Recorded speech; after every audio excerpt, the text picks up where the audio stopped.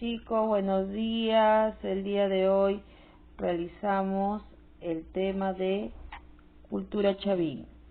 ¿Sí? Muy bien, chicos. Cultura chavín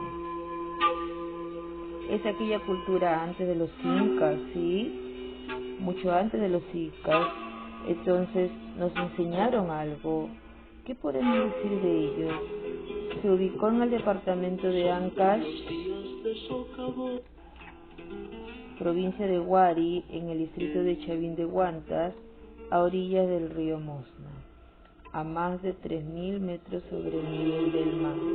Tenía bastante riqueza, bastantes manifestaciones culturales que vamos a descubrir. ¿Quién descubrió aquella cultura? Fue el ilustre peruano Julio César Tello Rojas en 1919. Estudió arqueología y nos dijo algo de Chavín. La cultura chavín. Ubicación geográfica. La cultura chavín se desarrolló en el actual departamento de Ancash, provincia de Huari, distrito de Chavín de Huantar, a orillas del río Mosna, a más de 3.000 metros sobre el nivel del mar. Esta cultura se desarrolló entre los años 1200 a.C. a 300 a.C. aproximadamente y pertenece al horizonte temprano o formativo. Fue descubierto por el ilustre arqueólogo peruano Julio César Tello Rojas en 1919. Organización económica. Las actividades económicas que se desarrollaron mayormente en Chavín fueron la agricultura, ganadería y artesanías, arquitectura, cerámica, metalurgia y textilería. En agricultura cultivaron quinoa, maíz, ají, maní, payares, yuca, calabaza, papa, frijol, etc. En ganadería domesticaron el ganado auquénido como las llamas y las alpacas. En artesanía trabajaron la arcilla, piedra, lana y metales, oro, plata, cobre. El avance de la tecnología agrícola generó la presencia de determinados especialistas que conocían los movimientos del sol, la luna, distribución del agua, épocas de lluvias, cambios de clima, utilización de tierras, etc. En realidad eran grandes científicos que se consideraban de origen divino y muy ligados a sus respectivos dioses. Se les conocía como sacerdotes, técnicos hidráulicos, quienes vivían en las aldeas o ciudades. Los chavines también se dedicaron al comercio interno de artesanías y alimentos. Se cree que llegaron a comerciar hasta con los centroamericanos. Las relaciones de producción fueron, por lo tanto, clasistas o desiguales, porque una minoría social patentizada en el sacerdocio militarista se adueñaba de la tierra, los hombres, los animales y de la producción agrícola artesanal. Los especialistas o sacerdotes no participaban directamente en el trabajo, solo se dedicaban a la planificación. Los campesinos laboraban en el campo y los artesanos lo hacían en el interior de los templos, que eran una especie de talleres fabriles. Organización social y política. Chavín fue, con toda seguridad, una sociedad clasista. Como consecuencia de esta estratificación existieron dos clases claramente definidos. La clase dominante sacerdotal conformada por los sacerdotes especialistas, su corte y una pequeña capa de soldados a su servicio. La clase dominada trabajadora integrada por los campesinos, artesanos y pastores. La clase explotadora para asegurar sus intereses, riquezas y privilegios crea el Estado, que fue una institución de carácter teocrático y militarista, es decir, era un gobierno de los dioses a través de sus representantes, los sacerdotes. Manifestaciones culturales.